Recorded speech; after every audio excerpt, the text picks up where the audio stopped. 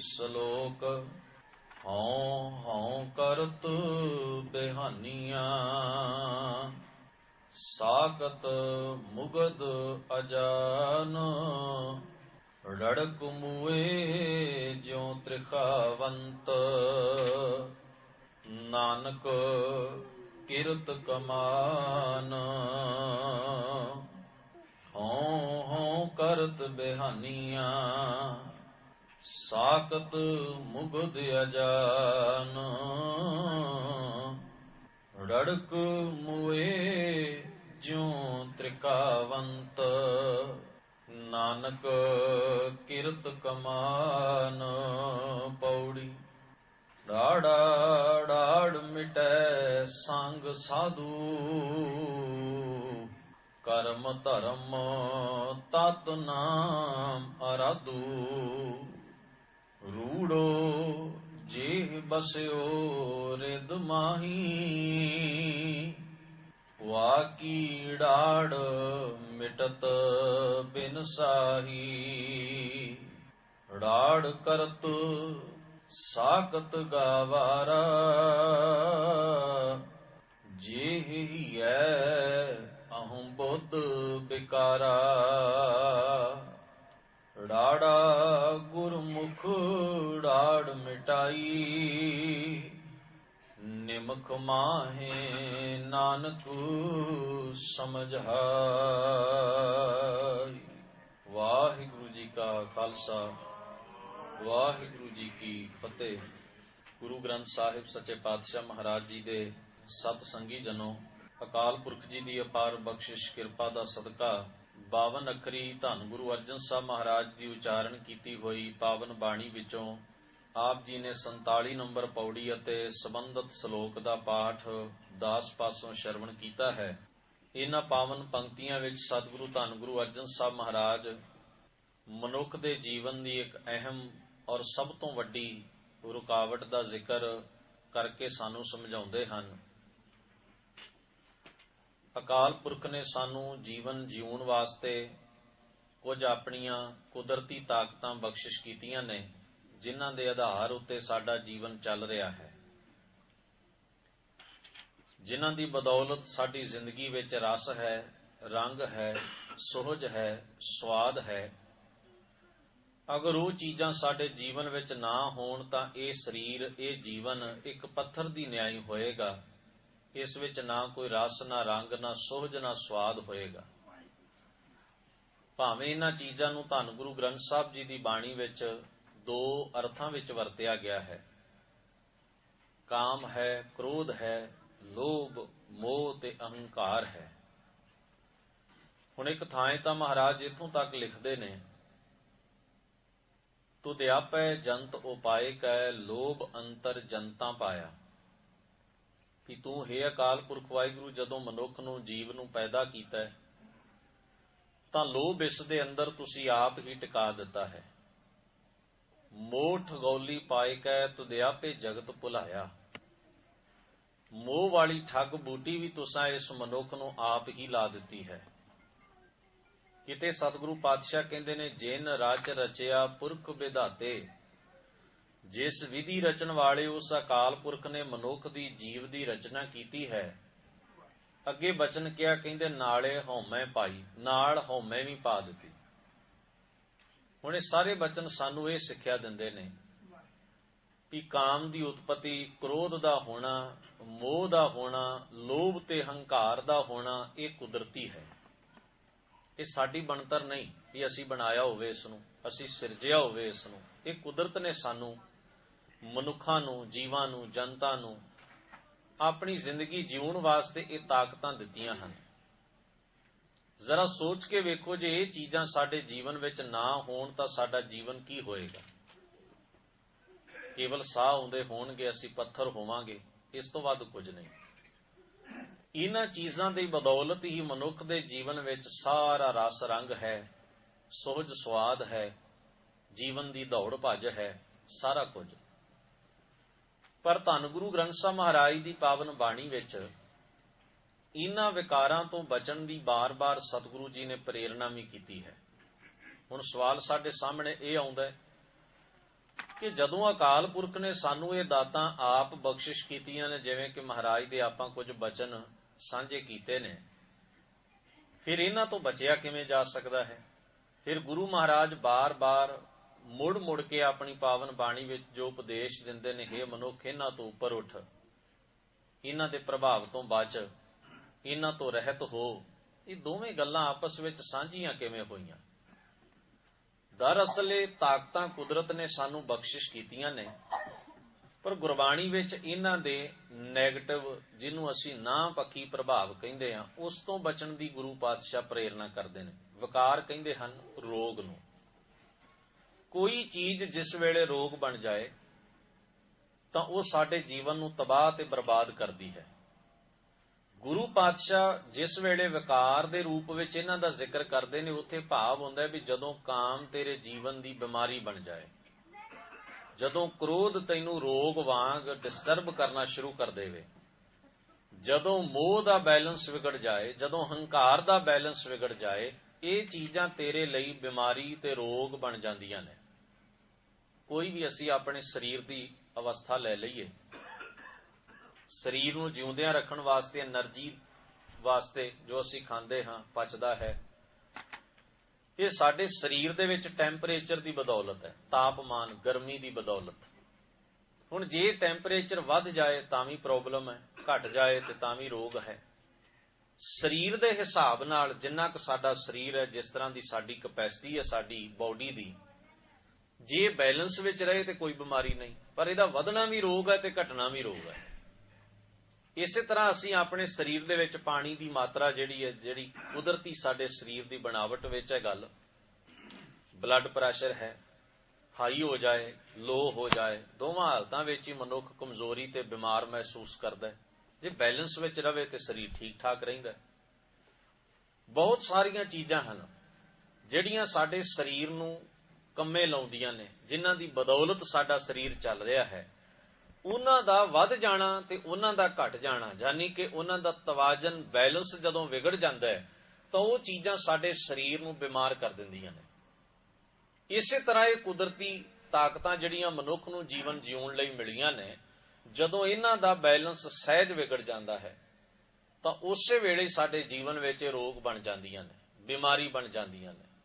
ਹੁਣ ਜੇ ਕ੍ਰੋਧ, ਵਿਕਾਰ ਬਣ ਜਾਏ ਤੇ ਤਬਾਹੀ ਪੈਦਾ ਕਰ ਦਿੰਦਾ ਹੈ, ਦਇਆ ਨਹੀਂ ਰਹਿੰਦੀ ਮਨੁੱਖ ਦੇ ਅੰਦਰ, ਤਰਸ ਨਹੀਂ ਰਹਿੰਦਾ। ਤੇ ਜੇ ਇਹ ਹਾਲਤ ਹੀ ਨਾ ਹੋਵੇ ਮਨੁੱਖ ਦੇ ਅੰਦਰ, ਤੇ ਫਿਰ ਇਹ ਪੱਕਾ ਹੈ ਵੀ ਮਨੁੱਖ ਬੇਗੈਰਤ ਵੀ ਹੋ ਸਕਦਾ ਹੈ। ਉਹ ਆਪਣੇ ਆਪ ਲਈ, ਆਪਣੇ ਹੱਕ ਲਈ ਜਾਂ ਆਪਣੀ ਹੋਂਦ ਵਾਸਤੇ ਕੋਈ ਯਤਨ ਹੀ ਨਹੀਂ ਕਰੇਗਾ। ਦੋਵਾਂ ਹਾਲਤਾਂ ਦੇ ਵਿੱਚ ਉਹਦਾ ਜੀਵਨ ਜਿਹੜਾ ਹੈ ਉਹ ਡਾਵਾਂਡੋਲ ਹੈ।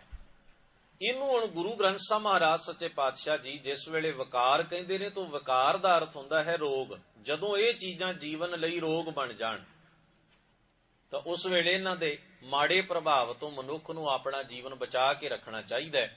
ਉੱਥੇ ਸਤਿਗੁਰੂ ਜੀ ਬਾਣੀ ਦੇ ਵਿੱਚ ਇੱਕ ਸ਼ਬਦ ਕਹਿੰਦੇ ਹਨ, ਭਗਤ ਜੀ ਦਾ ਸ਼ਬਦ ਹੈ, ਉਹ ਆਖਦੇ ਨੇ, ਨਾਥ ਕਛੂ ਨਾ ਜਾਨੋ, ਮਨ ਮਾਇਆ ਕੈ ਹਾਥ ਬਿਕਾਨੋ, ਤੁਮ ਕਹੀਅਤ ਹੋ ਜਗਤ ਗੁਰ ਸੁਆਮੀ, ਹਮ ਕਹੀਅਤ ਕਲ ਜੁਗ ਕੇ ਕਾਮੀ। ਅੱਗੇ ਸ਼ਬਦ ਕਿਹਾ, ਕਹਿਣ ਲੱਗੇ, ਇਨ ਪੰਚਨ ਮੇਰੋ ਮਨ ਜੋ ਬਿਗਾਰਿਓ।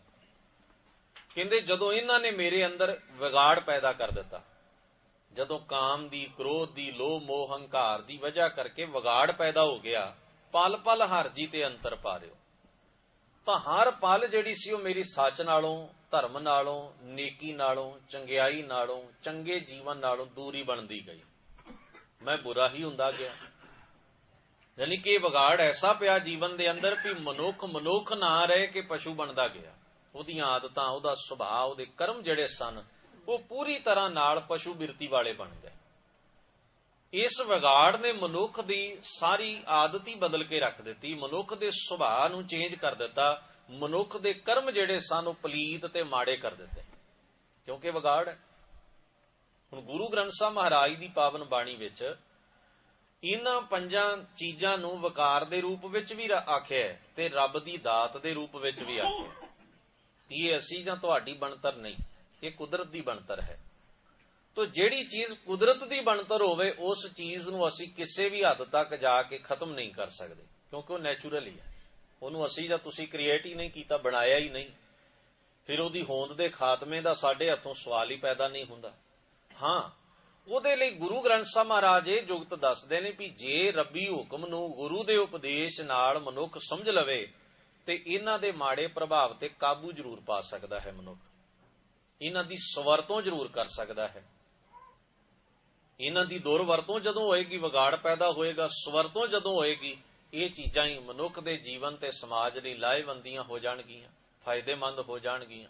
ਹੁਣ ਤੁਸੀਂ ਵੇਖਣਾ, ਧੰਨ ਗੁਰੂ ਗ੍ਰੰਥ ਸਾਹਿਬ ਮਹਾਰਾਜ ਸੱਚੇ ਪਾਤਸ਼ਾਹ ਦੀ ਬਾਣੀ ਵਿੱਚ ਹਉਮੈ ਤੇ ਹੰਕਾਰ ਦਾ ਕਿੰਨਾ ਵੱਡੀ ਪੱਧਰ ਉੱਤੇ ਜ਼ਿਕਰ ਹੈ। 5 ਵਿਕਾਰ ਨੇ, ਕਾਮ, ਕ੍ਰੋਧ, ਲੋਭ, ਮੋਹ, ਹੰਕਾਰ।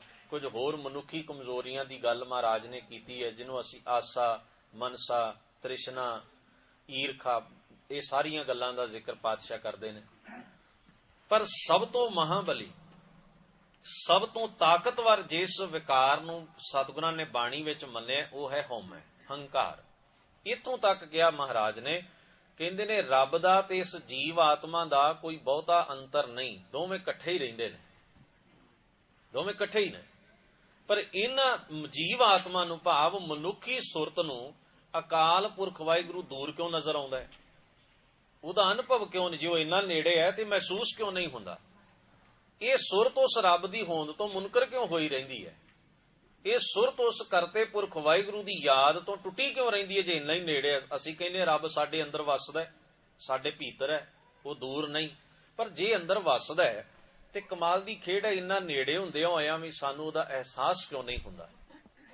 ਅਸੀਂ ਉਹਦੇ ਤੋਂ ਦੂਰੀ ਕਿਉਂ ਬਣਾ ਕੇ ਰੱਖੀ ਹੋਈ? ਕਾਰਨ ਕੀ ਹੋ ਸਕਦਾ? ਇਹਦਾ ਕਾਰਨ ਜੋ ਗੁਰੂ ਗ੍ਰੰਥ ਸਾਹਿਬ ਨੇ ਦੱਸਿਆ ਹੈ, ਮਹਾਰਾਜ ਕਹਿੰਦੇ ਨੇ ਧਨ ਪੇਰਕਾ ਇੱਕ ਹੀ ਸੰਗ ਵਾਸਾ, ਅੱਗੇ ਸ਼ਬਦ ਵਰਤਿਆ ਵਿੱਚ ਹਉਮੈ ਭੀਤ ਕਰਾ। ਮਹਾਰਾਜ ਕਹਿੰਦੇ ਨੇ ਵੇਖੋ, ਵਾਸ ਇੱਕੇ ਜਗ੍ਹਾ ਤੇ ਹੈ, ਰੱਬ ਸਾਡੇ ਅੰਦਰ ਹੈ। ਕਿੰਨੀ ਵਾਰ ਗੁਰੂ ਗ੍ਰੰਥ ਸਾਹਿਬ ਜੀ ਮਹਾਰਾਜ ਇਹ ਬਚਨ ਸਾਡੇ ਸਾਹਮਣੇ ਰੱਖਦੇ ਨੇ ਵੀ ਰੱਬ ਤੇਰੇ ਅੰਦਰ ਵੱਸਦਾ ਹੈ, ਤੇਰੇ ਹਿਰਦੇ ਵਿੱਚ ਹੈ, ਘਟ ਵਿੱਚ ਹੈ, ਤੇਰੇ ਅੰਤਰ ਆਤਮੇ ਵਿੱਚ ਨਿਵਾਸ ਰੱਖਦਾ ਹੈ। ਪਰ ਇਹਦੇ ਬਾਵਜੂਦ ਵੀ ਇਹ ਵੀ ਕਿਹਾ ਵੀ ਜੀਵ ਆਤਮਾ ਤੇ ਪਰਮਾਤਮਾ ਇਕੱਠੇ ਹੀ ਨੇ, ਓਤ ਪੋਤ ਹੈ ਸਾਡੇ ਅੰਦਰ, ਨੇੜਾ ਹੈ, ਦੂਰ ਨਾ ਜਾਣਿਓ। ਪਰ ਅਹਿਸਾਸ ਨਹੀਂ ਹੋਇਆ ਤੇ ਉਹਦਾ ਕਾਰਨ ਵੀ ਮਹਾਰਾਜ ਨੇ ਆਖਿਆ ਵੀ ਵਿੱਚ ਹਉਮੈ ਭੀਤ ਕਰਾਰੀ। ਹਉਮੈ ਦੀ ਜਿਹੜੀ ਕਰੜੀ ਮਜ਼ਬੂਤ ਕੰਧ ਉਸਰ ਗਈ ਹੈ ਵਿੱਚ, ਅਦਿੱਖ ਕੰਧ, ਇਹਨੇ ਇੱਕ ਦੂਰੀ ਬਣਾ ਕੇ ਰੱਖੀ ਹੋਈ ਹੈ। ਉਹ ਪਰਦਾ ਜਿਹੜਾ ਕਿ ਅਦਿੱਖ ਹੈ, ਇਹਨਾਂ ਅੱਖਾਂ ਨਾਲ ਨਜ਼ਰ ਨਹੀਂ ਆਉਂਦਾ। ਉਹਦੀ ਵਜ੍ਹਾ ਕਰਕੇ ਇਸ ਮਨੁੱਖ ਨੂੰ ਆਪਣੇ ਅੰਦਰ ਵਸਦੇ ਹੋਏ ਅਕਾਲ ਪੁਰਖ ਦੀ ਹੋਂਦ ਦਾ ਹੀ ਅਹਿਸਾਸ ਨਹੀਂ ਹੈ। ਤੋ ਗੱਲੀ ਬਾਤੀ ਆਖਦਾ ਹੈ ਮੈਂ ਰੱਬ ਨੂੰ ਮੰਨਦਾ ਹਾਂ, ਪਰ ਜੋ ਅੰਦਰ ਹੈ ਉਹਦੀ ਹੋਂਦ ਤੋਂ ਸੁਰਤ ਮੁਨਕਰ ਹੋਈ ਰਹਿੰਦੀ ਹੈ। ਜ਼ਬਾਨ ਕਬੂਲ ਕਰਦੀ ਰਹਿੰਦੀ ਹੈ ਵੀ ਮੈਂ ਮੰਨਣ ਵਾਲਾ ਹਾਂ, ਤੇ ਸੁਰਤ ਮੁਨਕਰ ਹੋਈ ਰਹਿੰਦੀ ਹੈ ਵੀ ਨਹੀਂ, ਮੈਨੂੰ ਉਹਦੇ ਗੁਣਾਂ ਨਾਲ, ਉਹਦੀ ਹੋਂਦ ਨਾਲ ਕੋਈ ਮਤਲਬ ਨਹੀਂ। ਯਾਨੀ ਕਿ ਸਾਡੇ ਅੰਦਰ ਦੋ ਭਾਵ ਹਰ ਵੇਲੇ ਚੱਲਦੇ ਨੇ, ਬਾਹਰੀ ਤੌਰ ਉੱਤੇ ਆਸਤਕ ਹੋਣਾ ਤੇ ਆਤਮਿਕ ਤੌਰ ਉੱਤੇ ਉਹਦੀ ਹੋਂਦ ਤੋਂ ਮੁਨਕਰ ਹੋਏ ਰਹਿਣਾ। ਇਹ ਦੋ ਹਾਲਤਾਂ ਸਾਡੇ ਅੰਦਰ ਚੱਲਦੀਆਂ ਰਹਿੰਦੀਆਂ ਨੇ। ਜਿਹੜਾ ਮਨੁੱਖ ਬਾਹਰੀ ਤੌਰ ਉੱਤੇ ਜ਼ਬਾਨ ਦੇ ਤੌਰ ਤੇ ਵੀ ਕਹੇ ਵੀ ਮੈਂ ਉਹਦੀ ਹੋਂਦ ਨੂੰ ਨਹੀਂ ਮੰਨਦਾ, ਅਸੀਂ ਕਈ ਵਾਰ ਮਹਿਸੂਸ ਕਰਦੇ ਹਾਂ ਵੀ ਇਹ ਬੰਦਾ ਵਰਤਣ ਦੇ ਲਾਇਕ ਨਹੀਂ, ਇਹਦੇ ਤੋਂ ਦੂਰੀ ਬਣਾ ਕੇ ਰੱਖੋ। ਸੋਚਣਾ ਜ਼ਰਾ। ਪਰ ਜਦੋਂ ਅਸੀਂ ਬਾਹਰੀ ਤੌਰ ਉੱਤੇ ਤੇ ਮੰਨਦੇ ਹਾਂ, ਪਰ ਸੁਰਤ ਮੁਨਕਰ ਹੈ ਉਸ ਦੀ ਹੋਂਦ ਤੋਂ, ਸੁਰਤ ਜਿਹੜੀ ਹੈ ਉਹਨੂੰ ਮਹਿਸੂਸ ਕਰਨ ਤੋਂ ਦੂਰ ਖੜੀ ਹੈ, ਉਹਦੀ ਹੋਂਦ ਦੇ ਅਹਿਸਾਸ ਤੋਂ ਅਭਿੱਜ ਹੈ, ਤਾਂ ਸਾਡੇ ਅੰਦਰ ਹੀ ਦੋ ਤਰ੍ਹਾਂ ਦਾ ਜੀਵਨ ਚੱਲੀ ਜਾਂਦਾ ਹੈ, ਬਾਹਰੋਂ ਕੁਝ ਹੋਰ ਤੇ ਅੰਦਰੋਂ ਕੁਝ ਹੋਰ। ਹੁਣ ਸੁਰਤ ਨੂੰ, ਮਨ ਨੂੰ, ਹਿਰਦੇ ਨੂੰ ਉਹਦੀ ਹੋਂਦ ਮਹਿਸੂਸ ਹੋਵੇ, ਉਸ ਅਕਾਲ ਪੁਰਖ ਦੀ ਸੱਤਾ ਦਾ ਅਨੁਭਵ ਹੁੰਦਾ ਰਵੇ, ਉਸ ਰੱਬ ਦੀ ਹੋਂਦ ਨੂੰ ਅਸੀਂ ਆਪਣੇ ਆਪ ਵਿੱਚ ਓਤ ਪੋਤ ਹੋਇਆ ਮਹਿਸੂਸ ਕਰੀਏ। ਇਸ ਦਾ ਇੱਕੋ ਹੀ ਕਾਰਨ ਹੈ। ਧੰਨ ਗੁਰੂ ਗ੍ਰੰਥ ਸਾਹਿਬ ਕਹਿੰਦੇ ਇੱਕੋ ਹੀ ਤਰੀਕਾ ਤੇ ਜੁਗਤ ਹੈ ਵੀ ਗੁਰੂ ਦੇ ਉਪਦੇਸ਼ ਰਾਹੀਂ ਮਨੁੱਖ ਆਪਣੀ ਅੰਤਰ ਆਤਮੇ ਵਿੱਚੋਂ ਹਉਮੈ ਦਾ ਭਾਵ ਦੂਰ ਕਰ ਲਵੇ, ਜਿਹਨੂੰ ਗੁਰੂ ਪਾਤਸ਼ਾਹ ਕਹਿੰਦੇ ਨੇ ਨਾਨਕ ਹੁਕਮੈ ਜੇ ਬੁੱਝੈ ਤਾਂ ਹਉਮੈ ਕਹੈ ਨਾ ਕੋਇ। ਉਹਦੇ ਹੁਕਮ ਨੂੰ, ਉਹਦੀ ਸੱਤਾ ਨੂੰ ਸਮਝ ਲਵੇ ਗੁਰੂ ਦੇ ਉਪਦੇਸ਼ ਰਾਹੀਂ, ਇਸ ਨਿਯਮ ਨੂੰ ਕਮਾ ਲਵੇ ਜੀਵਨ ਦੇ ਅੰਦਰ, ਤਾਂ ਮਹਿਸੂਸ ਕਰੇਗਾ ਵੀ ਮੇਰੀ ਹੋਂਦ ਉਹਦਾ ਕਰਕੇ ਹੈ। ਅਜੇ ਅਸੀਂ ਟੇਕੇ ਹੋਏ ਵੀ ਮੇਰੀ ਹੋਂਦ ਹੈ, ਮੈਂ ਕੁਝ ਹਾਂ, ਜੋ ਵੀ ਸਾਡੇ ਕੋਲ ਹੈ ਅਸੀਂ ਉਹਦੀ ਹੋਂਦ ਦੇ ਉੱਤੇ ਖੜੇ ਹੋਏ ਹਾਂ। ਔਰ ਮੁਆਫ ਕਰਨਾ ਇੰਨਾ ਬਲਸ਼ਾਲੀ ਵਿਕਾਰ ਹੈ, ਇੰਨਾ ਬਲਸ਼ਾਲੀ ਵੀ ਆਪਣੀ ਜ਼ਬਾਨ ਤੋਂ ਇਹ ਗੱਲ ਕਹਿਣੀ ਵੀ ਮੇਰੇ ਅੰਦਰ ਹਉਮੈ ਨਹੀਂ, ਇਹ ਵੀ ਹਉਮੈ ਨੂੰ ਪ੍ਰਗਟ ਕਰਨ ਦਾ ਇੱਕ ਢੰਗ ਹੈ। ਮੈਂ ਬਹੁਤ ਵੱਡਾ ਸੇਵਾਦਾਰ ਪਰਉਪਕਾਰੀ ਹਾਂ, ਬਾਣੀ ਦਾ ਨਿਤਨੇਮੀ ਹਾਂ, ਮੈਂ ਧਰਮ ਕਰਮ ਕਰਦਾ ਹਾਂ, ਮੈਂ ਰੱਬ ਨੂੰ ਮੰਨਣ ਵਾਲਾ, ਹਰ ਇੱਕ ਭਾਵ ਵਿੱਚੋਂ ਹਉਮੈ ਦਾ ਝਲਕਾਰਾ ਸੂਖਮ ਢੰਗ ਨਾਲ ਪੈ ਜਾਏਗਾ। ਗੁਰੂ ਗ੍ਰੰਥ ਸਾਹਿਬ ਮਹਾਰਾਜ ਇਸ ਵਿੱਚ ਬਾਣੀ ਵਿੱਚ ਲਿਖਦੇ ਨੇ, ਤੀਰਥ ਬ੍ਰਤ ਅਰ ਦਾਨ ਕਰ ਮਨ ਮੈਂ ਧਰੈ ਗੁਮਾਨ। ਵੀ ਤੀਰਥ ਨਾਤੇ ਇਨਸਾਨ ਨੇ ਕਿ ਰੱਬ ਦੀ ਨਜ਼ਰ ਵਿੱਚ ਚੰਗੇ ਬਣ ਲਈ, ਤੀਰਥ ਦੀ ਹੀ ਹਉਮੈ ਮਨ ਅੰਦਰ ਟਿਕ ਗਈ। ਦਾਨ ਕੀਤਾ ਰੱਬ ਦੀ ਖੁਸ਼ੀ ਲਈ, ਦਾਨ ਦੀ ਹਉਮੈ ਹੀ ਅੰਦਰ ਟਿਕ ਗਈ। ਵਰਤ ਰੱਖੇ ਉਸ ਆਤਮਕ ਸੱਤਾ ਨੂੰ ਖੁਸ਼ ਕਰਨ ਦੇ ਭਰਮ ਵਿੱਚ, ਉਹਦੀ ਹਉਮੈ ਹੀ ਅੰਦਰ ਟਿਕ ਗਈ। ਮਹਾਰਾਜ ਨੇ ਬਾਣੀ ਵਿੱਚ ਜ਼ਿਕਰ ਕੀਤਾ, ਤੀਰਥ ਬ੍ਰਤ ਅਰ ਦਾਨ ਕਰ ਮਨ ਮੈਂ ਧਰੈ। ਨੇਕ ਕਰਮ, ਜਿਹਨੂੰ ਸੰਸਾਰ ਵਿੱਚ ਬੰਦਾ ਨੇਕ ਅਮਲ ਕਹਿੰਦਾ ਹੈ, ਉਹ ਕਰਨ ਤੋਂ ਬਾਅਦ ਵੀ ਉਹਦੇ ਮਨ ਅੰਦਰ ਹਉਮੈ ਦੀ ਭਾਵਨਾ, ਮੈਂ ਕੀਤਾ, ਮੇਰੇ ਰਾਹੀਂ ਹੋਇਆ, ਮੈਂ ਕਰ ਸਕਦਾ ਸੀ। ਉਹ ਸਾਰੀ ਦੀ ਸਾਰੀ ਜਿੰਨੀ ਕਰਮ ਕਾਂਡਾਂ ਦੀ ਕਮਾਈ ਹੈ, ਉਹ ਵੀ ਹੋਂ ਦੀ ਭੇਟ ਚੜ ਗਈ। ਤਾਈਓ ਕਹਿੰਦਾ, ਹੋਂ ਕਰਦੇ ਕਰਮ ਰਤ ਤਾਕੋ ਭਾਰ ਅਫਾਰ। ਪਰ ਮਹਾਰਾਜ ਕਹਿੰਦੇ ਨੇ, ਅਵਸਥਾ ਕੀ ਬਣੀ? ਹਾਥੀ ਜਿਹੜਾ ਉਹ ਨਦੀ ਵਿੱਚ ਵੜ ਜਾਂਦਾ ਹੈ, ਬੜੀ ਚੰਗੀ ਤਰ੍ਹਾਂ ਆਪਣਾ ਜਿਸਮ ਇਸ ਤਰ੍ਹਾਂ ਹਿਲਾ ਕੇ ਪਾਣੀ ਦੇ ਨਾਲ ਤੇ ਉਹ ਸਾਫ਼ ਕਰ ਲੈਂਦਾ, ਪਰ ਉਹਦੀ ਇੱਕ ਆਦਤ ਹੈ ਜਿਸ ਤੋਂ ਮਜਬੂਰ ਹੈ। ਜਦੋਂ ਉਸ ਨਦੀ ਦੇ ਕੰਢੇ ਉੱਤੇ ਆਉਂਦਾ ਨਾ, ਜਿੱਥੇ ਗਾਰ ਵਾਲਾ ਗੰਦਾ ਪਾਣੀ ਹੁੰਦਾ, ਚਿੱਕੜ ਹੁੰਦਾ, ਤੇ ਉਸ ਚਿੱਕੜ ਦੇ ਨਾਲ, ਗਾਰ ਵਾਲੇ ਪਾਣੀ ਨਾਲ ਉਹ ਆਪਣੀ ਸੁੰਡ ਭਰ ਲੈਂਦਾ, ਤੇ ਬਾਹਰ ਨਿਕਲ ਕੇ ਬਿਲਕੁਲ ਸਾਫ਼ ਹੋਣ ਤੋਂ ਬਾਅਦ ਉਸ ਸੁੰਡ ਵਾਲਾ ਗੰਦਾ ਪਾਣੀ ਫਿਰ ਆਪਣੇ ਜਿਸਮ ਉੱਤੇ, ਬੋਡੀ ਉੱਤੇ ਸੁੱਟ ਲੈਂਦਾ। ਯਾਨੀ ਕਿ ਸਰੀਰ ਨੂੰ ਸਾਫ਼ ਕਰਨ ਤੋਂ ਬਾਅਦ ਫਿਰ ਮੈਲ ਵਿੱਚ, ਚਿੱਕੜ ਵਿੱਚ ਆਪਣੇ ਸਰੀਰ ਨੂੰ ਗੰਦਾ ਕਰ ਲੈਂਦਾ। ਗੁਰੂ ਮਹਾਰਾਜ ਕਹਿੰਦੇ ਨੇ, ਇਹੀ ਅਵਸਥਾ ਮਨੁੱਖ ਦੀ ਵੀ ਹੈ। ਤੀਰਥ ਬ੍ਰਤ ਅਰ ਦਾਨ ਕਰ ਮਨ ਮੈਂ ਧਰੈ ਗੁਮਾਨ, ਨਾਨਕ ਨਿਹਫਲ ਜਾਤ ਦੇਹ। ਉਹਦਾ ਸਾਰੀ ਕਮਾਈ ਨਿਹਫਲ ਚਲੀ ਜਾਂਦੀ ਹੈ, ਅਕਾਰਥੀ ਹੁੰਦੀ ਹੈ। ਕਿਉਂ? ਜਿਉਂ ਕੁੰਚਰ ਇਸ਼ਨਾਨ। ਕਿਉਂਕਿ ਮਨੁੱਖ ਦੇ ਅੰਦਰ ਵੀ ਇਹ ਬਿਰਤੀ ਹੈ, ਉਹ ਪਹਿਲਾਂ ਤਾਂ ਹਉਮੈ ਤੋਂ ਬਚਣ ਵਾਸਤੇ ਕਰਮ ਕਰਦਾ, ਕਰਮ ਕਰ ਲੈਂਦਾ ਤੇ ਉਹਦੀ ਹਉਮੈ ਪਾੜ ਲੈਂਦਾ। ਯਾਨੀ ਕਿ ਇੱਕ ਮੈਲ ਲਾਈ ਤੇ ਨਵੇਂ ਢੰਗ ਦੀ ਮੈਲ ਉਹਨੇ ਆਪਣੇ ਉੱਤਰ ਚੜਾ ਲਈ। ਇੱਕ ਗੰਦਗੀ ਤੋਂ ਮੁਕਤ ਹੋਇਆ ਔਰ ਨਵੇਂ ਢੰਗ ਨਾਲ ਗੰਦਗੀ ਜਿਹੜੀ ਸੀ ਉਹ ਫਿਰ ਮਨ ਨੂੰ ਲੱਗ ਗਈ। ਸਤਿਗੁਰੂ ਸੱਚੇ ਪਾਤਸ਼ਾਹ ਮਹਾਰਾਜ ਇਸੇ ਕਰਕੇ ਬਾਣੀ ਵਿੱਚ ਆਖਦੇ, ਇੰਨੀ ਹਉਮੈ, ਇਹ ਇੰਨੀ ਸੂਖਮ ਢੰਗ ਦੇ ਨਾਲ ਮਨੁੱਖ ਦੇ ਜੀਵਨ ਵਿੱਚ ਇਹ ਅਸਰ ਅੰਦਾਜ਼ ਹੁੰਦੀ ਹੈ। ਔਰ ਜਿੱਥੇ ਇਹਦਾ ਪ੍ਰਭਾਵ ਵੱਧ ਜਾਏ, ਮਨੁੱਖ ਪਾਗਲਪਨ ਦੀ ਹੱਦ ਤੱਕ ਚਲਿਆ ਜਾਂਦਾ ਹੈ। ਪਾਗਲਪਨ, ਜੇ ਸੱਤਾ ਹੋਵੇ, ਸੱਤਾ ਦੀ ਹਉਮੈ ਹੋ ਸਕਦੀ ਹੈ। ਪਦਵੀ ਹੋਵੇ ਤੇ ਮਨੁੱਖ ਨੂੰ ਕੋਈ ਰੋਕਣ ਟੋਕਣ ਵਾਲਾ ਵੀ ਨਾ ਹੋਵੇ, ਉੱਥੇ ਤਾਂ ਫਿਰ ਪਾਗਲਪਨ ਦੀ ਹੱਦ ਤੱਕ ਮਨੁੱਖ ਚਲਿਆ ਜਾਂਦਾ ਹੈ। ਫਿਰ ਤੇ ਫਰਕ ਕਰਨਾ ਮੁਸ਼ਕਲ ਹੋ ਜਾਂਦਾ ਹੈ ਵੀ ਇਹ ਇਨਸਾਨ ਵੀ ਹੈ ਕਿ ਨਹੀਂ ਹੈ। ਉਹ ਇੰਨੇ ਘਿਨਾਉਣੇ ਕਰਮ ਵੀ ਬੰਦਾ ਆਪਣੀ ਹਉਮੈ ਦੇ ਬੇਸ ਉੱਤੇ ਕਰਕੇ ਬੈਠ ਜਾਂਦਾ ਕਿ ਮੈਂ ਹੋਵਾਂ ਤੇ ਬਸ ਮੈਂ ਹੋਵਾਂ।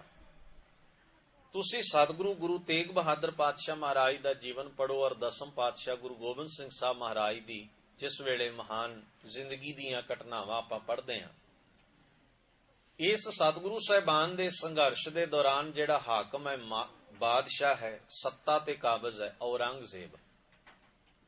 ਹੁਣ ਪ੍ਰੋਬਲਮ ਕੀ ਹੈ? ਪ੍ਰੋਬਲਮ ਇਹ ਹੈ ਵੀ ਜੋ ਮੈਂ ਚਾਹੁੰਦਾ ਹਾਂ ਉਸੇ ਢੰਗ ਨਾਲ ਹੀ ਦੂਸਰੇ ਜੀਣ, ਵਰਤਣ ਤੇ ਰਹਿਣ।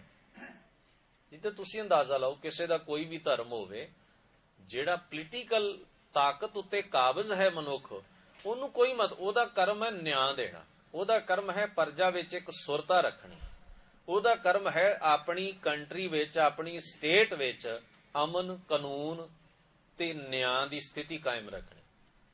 ਬੇਈਮਾਨੀ ਕਰਨ ਵਾਲਾ ਕਿਸੇ ਵੀ ਮਜ਼ਹਬ ਨਾਲ ਸੰਬੰਧ ਰੱਖਦਾ ਹੋਵੇ, ਉਹ ਕਾਨੂੰਨ ਦੇ ਦਾਇਰੇ 'ਚ ਆਏ। ਧੱਕਾ ਕਿਸੇ ਵੀ ਮਜ਼ਹਬ ਦੇ ਬੰਦੇ ਨਾਲ ਹੋਇਆ ਹੋਵੇ, ਉਹਨੂੰ ਇਨਸਾਫ ਮਿਲੇ। ਉਹਦੇ ਇਹੀ ਫਰਜ਼ ਨੇ ਨਾ, ਉਹਦਾ ਇਹੀ ਕਰਮ ਹੈ ਨਾ, ਉਹਦਾ ਇਹੀ ਡਿਊਟੀ ਹੈ ਨਾ, ਇਹੀ ਜੌਬ ਹੈ ਨਾ ਉਸ ਦੀ।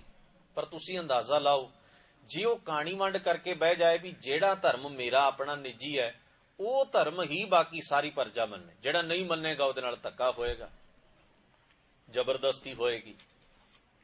ਹੁਣ ਇਹ ਹੈ, ਜੇ ਅਸੀਂ ਮਨੋਵਿਗਿਆਨਕ ਢੰਗ ਨਾਲ ਇਸ ਗੱਲ ਨੂੰ ਸਮਝੀਏ ਨਾ ਵੀ ਆਖਰ ਇੱਕ ਮਨੁੱਖ ਇੰਨਾ ਜ਼ਾਲਮ ਤੇ ਬਦਤਰ ਕਿਵੇਂ ਬਣ ਜਾਂਦਾ ਹੈ, ਕਿਉਂ ਹੋ ਜਾਂਦਾ ਹੈ, ਤਾਂ ਇਹਦਾ ਸਾਨੂੰ ਜੋ ਕਾਰਨ ਰੀਜਨ ਲੱਭਦਾ ਉਹ ਇਹ ਵੀ ਜਿਸ ਵੇਲੇ ਮਨੁੱਖ ਇਹ ਭਰਮ ਪਾਲ ਲਵੇ ਵੀ ਜੋ ਮੈਂ ਹਾਂ ਸਭ ਤੋਂ ਉੱਤਮ ਮੈਂ ਹੀ ਹਾਂ ਤੇ ਬਾਕੀਆਂ ਦੀ ਕੋਈ ਗਿਣਤੀ ਨਹੀਂ, ਮੇਰੇ ਹਿਸਾਬ ਨਾਲ ਹੀ ਚੱਲਣਗੇ, ਜੋ ਮੇਰਾ ਕਲਚਰ ਹੈ, ਜੋ ਮੇਰਾ ਧਰਮ ਹੈ, ਜੋ ਮੇਰੇ ਵਿਸ਼ਵਾਸ ਨੇ, ਜੋ ਮੇਰੇ ਯਕੀਨ ਨੇ, ਉਹਦੇ ਮੁਤਾਬਕ। ਦੋ ਸ਼ਬਦ ਹੁੰਦੇ ਨੇ, ਇੱਕ ਹੁੰਦਾ ਹੈ ਮਾਣ ਕਰਨਾ, ਇੱਕ ਹੁੰਦਾ ਹੈ ਗੁਮਾਨ ਕਰਨਾ।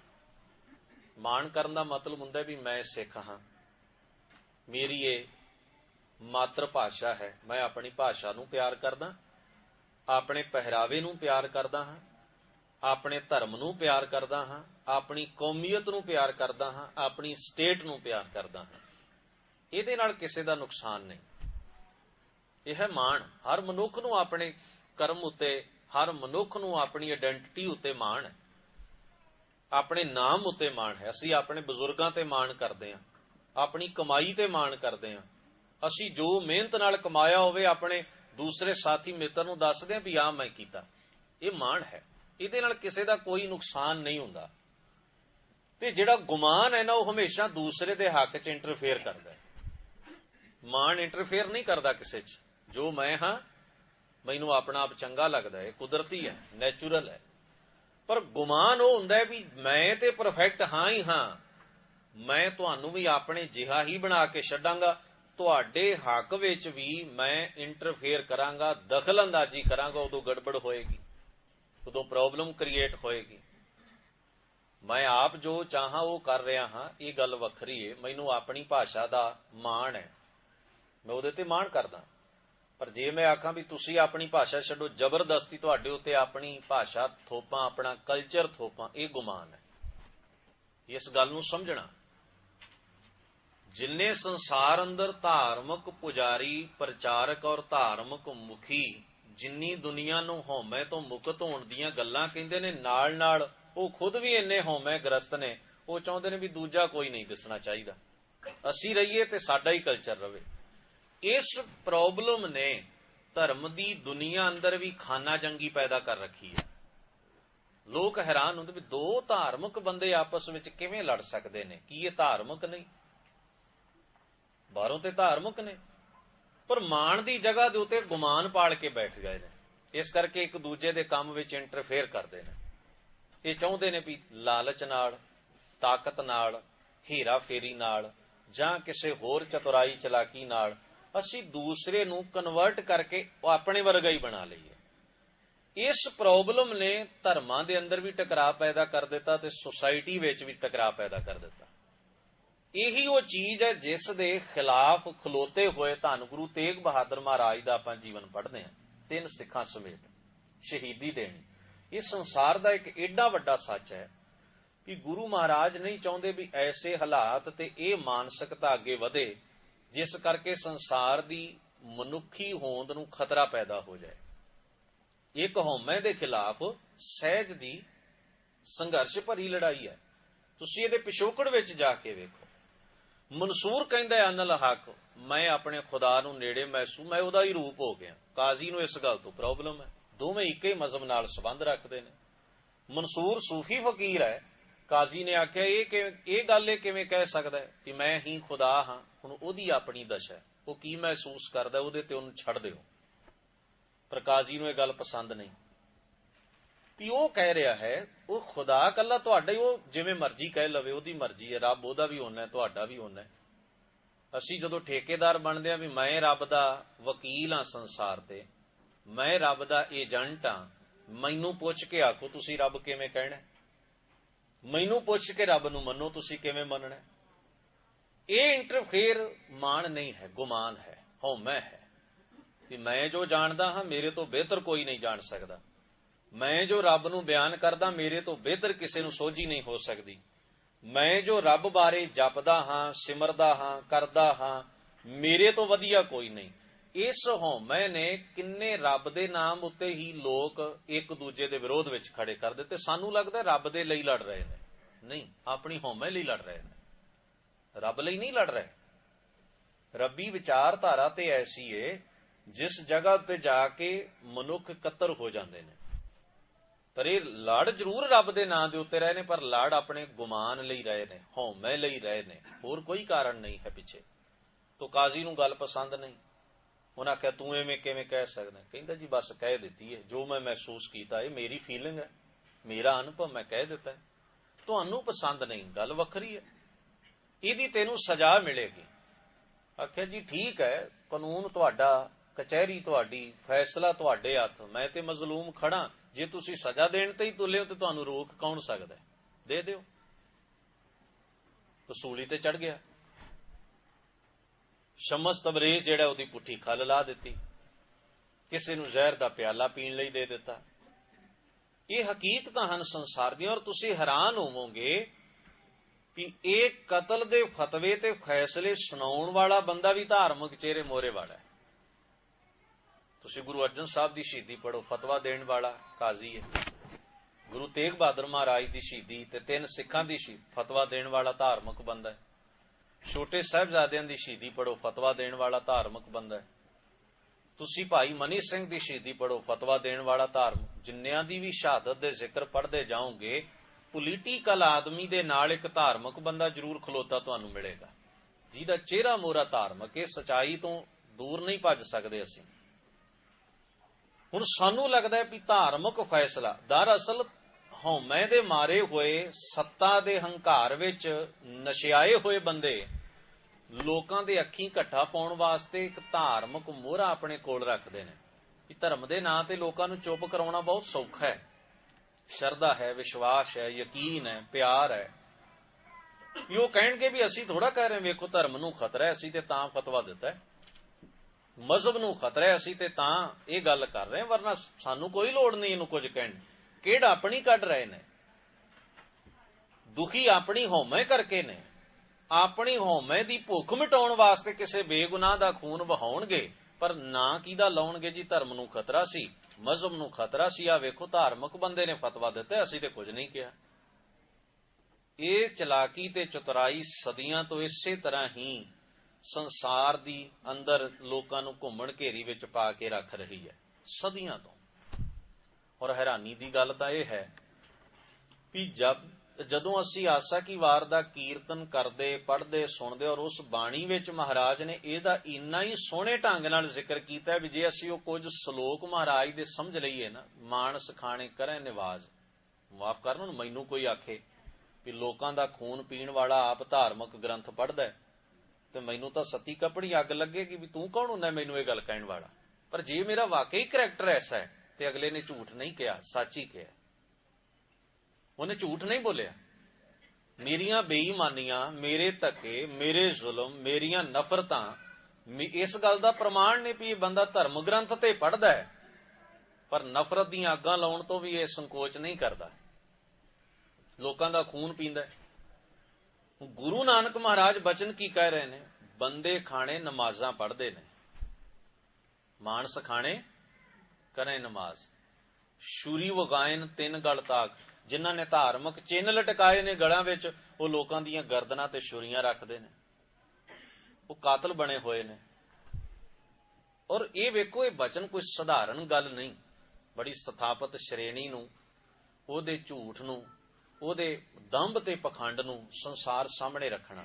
और गुरु महाराज इस गल तो भली भांत जाणू भी ने और सानू भी कर रहे ने भी जे तुसी समझो ना भी ये धार्मिक काम कर रहे ने, धार्मिक नहीं कर रहे, ये अपनी हौं दे बजे होए, अपनी हौमे दी भुख मिटाउण वास्ते सारा कुछ कर रहे ने।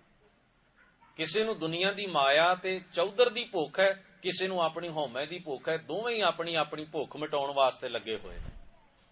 नाम कोई धर्म दा लैंदा है, कोई रब दा लैंदा है। इन्ने सूखम ढंग नाल गुरु पातशाह ने इन्हां औगणां दा जिक्र कीता और आखिया भी किवें ये औगण जिहड़े ने, किवें विकार ते ये रोग जिहड़े ने मनुखी सभ्यता, मनुखी जीवन ते साडी सोसाइटी च जहर वांग हौली हौली हौली हौली असर करदे ने। सानू पता भी नहीं लगदा, जो असीं बाहरों वेखदे हो कुछ होर हुंदा है, जो पिछे चीज वर्क कर रही, काम कर रही, वो बिल्कुल कुछ होर है। तो इसे करके गुरु महाराज ने गल कही कि हे मनुख, रारा रेन होत सब जाकी, ताजे अभिमान छुटै तेरी बाकी। जिन्ना चिर तू मानवता दे राह विच खाक होना नहीं सिख लैंदा, ते जिन्ना चिर अपनी हौमे दे पੱਧਰ तो थल्ले हो के मनुखा वांग गल नहीं करदा, दूसरे दे दुख ते दर्द नूं समझण दी तेरे अंदर समर्था पैदा नहीं हुंदी, तू धर्मी नहीं हो सकदा। होर तू जो मर्जी होवे, होर तू जो मर्जी होवे, तू कैसा इंसान है भी अपनी होमे वास्ते एक मनुख के जीवन की सदर नूं तू खत्म करके रख देना, एक मनुख के चाह मिटा के रख देना, एक मनुख की जिंदगी उहदे तो खो लेना, उहदे हक मार दिंदा है, ते फिर भी तू मनदा है भी मैं ठीक कर रहा हाँ। इसे नूं महाराज सुखमनी साहब की पूरी अष्टपदी विच बयान कर जांदे ने, जिथे सतगुरु जी कहंदे ने ना, जिसका अंतर राज अभिमान सो नरकपाती होवत स्वान, जो जाने मैं जोबनवंत सो होवत बिष्टा का जंत, आपस को कर्मवंत कहावै जन्म मरै बहु जोन प्रमावै, धान भूम का जो करे गुमान सो मूर्ख अंधा अज्ञान। ते अखीर उत्ते आख्या कर किरपा जिसकै हिरदय गरीबी बसावै, नानक इहा मुकत आगे सुख पावै। फिर अगे गल शुरू कर ली दूसरे पदे विच, धनवंता होए कर गरबावै, तृण समान कछ संग न जावै, बहु लश्कर मान खूपर करे आस, पल भीतर तां का होए विनाश। हुण ये सारे वचन तुसीं वेखो, मैन पावर कोल है, फौज कोल है, सिपाही कोल ने, इहो जी अवस्था ते कमजोर बंदा भी समझदा दुनिया उल्टा देंगा। जे वाकई वो इन्ना ताकतवर है तो वह कला आके संसार की सत्थ विच गल करके विखाए, क्योंकि उहदे कोल बहुत भारी मैन पावर है, पैसा है, पदवी है, उहदे बल उते सोचदा मेरे कोल दुनिया की बेहतरीन ताकत है, मैं कुछ भी कर सकदा हां और किसी नूं दस्सण दी मैनूं लोड़ नहीं भी मैं क्यों कीता, क्योंकि वह समझदा मैं जेतू होया। पर नहीं, गुरु महाराज कहंदे ने जेतू ते ओह होया जिहड़ा नंगे धड़ तेरे सामने खलो के तेरे झूठ दे तेरे हंकार नूं चूर चूर कर गया। दुनिया आखेगी जहांगीर ने मन मर्जी कर ली, बिल्कुल कीती, कोई शक नहीं, पर इकल्ले धन गुरु अर्जन साहब सच्चे पातशाह महाराज ओदी अख विच अख पा के ओदी होमे नूं पटका के जमीन ते सुटदे ने, तू सारी वाह ला के भी मेरे सिदक च त्रेड़ पा के विखा, जे तू इन्ना ताकतवर है। हाँ, तेरे वास इको ही गल है, तू मैनू तसीहे दे सकदा है, मैनू खत्म कर सकदा है, ये तेरे वास है। पर जे तेरी ताकत एडी वड्डी है ना, तो इस सिदकवान असूल ते धर्मी दे धर्म ईमान ते यकीन विच त्रेड़ पा के विखा, ये तेरे वस दी गल नहीं। फिजिकली तू मैनू जो मर्जी कर लवें, वो तेरे वस च है, पर मानसिक तौर उत्ते डेग के विखा, तेरी ताकत इन्नी भी नहीं भी तू मैनू मानसिक तौर उत्ते सुट सके, मेरे विश्वास ते सिदक विच त्रेड़ पा सके। सिक्खी दा इतिहास इसे करके सिदकियां दा इतिहास है। गरीब नवाज धन गुरु अर्जन साहब कहंदे ने, इस हौमे दे विकार विच मनुख दी जिंदगी हों हों करत बिहानियां, साकत मुगदा जान सच नालों टुटिया होया, मूर्ख मत दा शिकार हो के जीवन दे सच तो अनजान हौमे दे विच हों हों करदे जीवन बतीत कर जांदा है। और अगे बचन क्या, रड़क मुए ज्यों त्रिखावंत, सारी उम्र हौमे दी चोभ विच उच्ची उच्ची दुनिया नूं अपनी हौमे दीयां गल्लां दसदियां हौमे दी भुख पूरी करन विच ही बतीत कर जांदा है। और इवें लगदा जिवें कोई धिआया मर रहा होवे, पानी पानी कूक रहा होवे। मनुख हर चीज चों हौमे दी भुख नूं पूरियां करन लई तलाश कर रहा।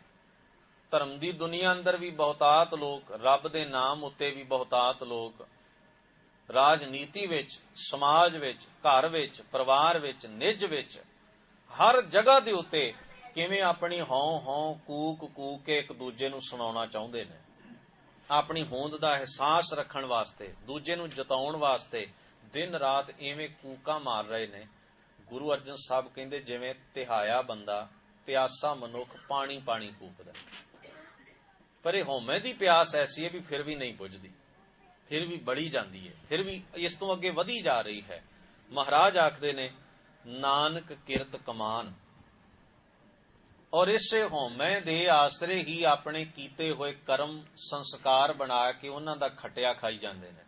महाराज आखदे ने पौड़ी दे विच, डाड़ा डाड़ मिटै संग साधु, हों हों दा ये एहसास दूसरे नूं कराउंदे रहण वाली ये जिहड़ी चीक पुकार है, ये गुरु दी सोबत ते संगत विच मिटदी है।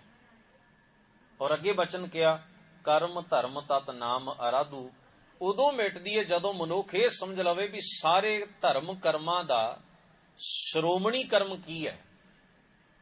ਧਰਮ ਕਰਮ ਤੇ ਰਸਮਾਂ ਰੀਤਾਂ, ਰਸਮੋ ਰਿਵਾਜ ਸਭ ਕੁਝ ਮਨੁੱਖ ਕਰ ਰਿਹਾ ਔਰ ਚੱਲੀ ਜਾ ਰਿਹਾ ਹੈ ਮਨੁੱਖ ਦੇ ਜੀਵਨ ਵਿੱਚ। ਪਰ ਸਾਰੇ ਕਰਮਾਂ ਦਾ ਸ਼੍ਰੋਮਣੀ ਕਰਮ ਕਿਹੜਾ ਹੈ?